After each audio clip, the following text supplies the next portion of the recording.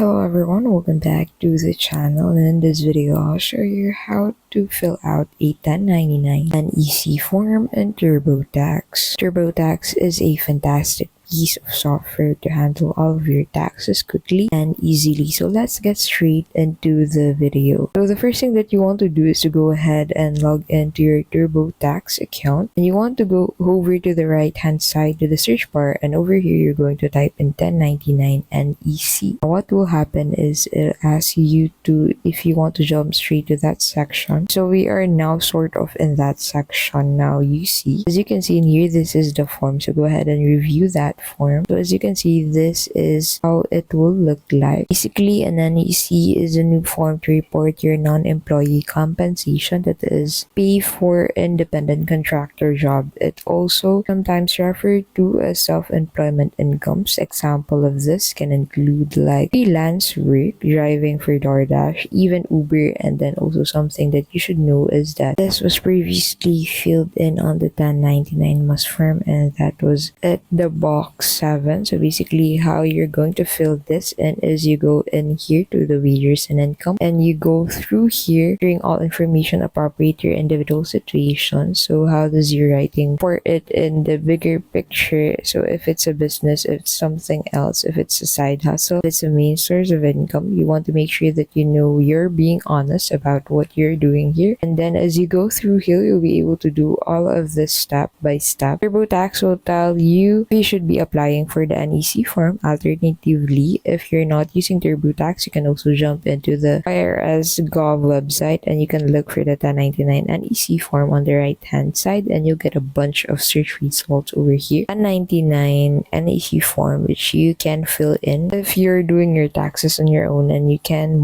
mail it back to the IRS Gov. You'll be able to then have that submitted for your tax returns. If this video was helpful, please don't forget to give this video a like and subscribe to the channel for more videos like this. Thank you so much for watching, and we'll see you in the next video.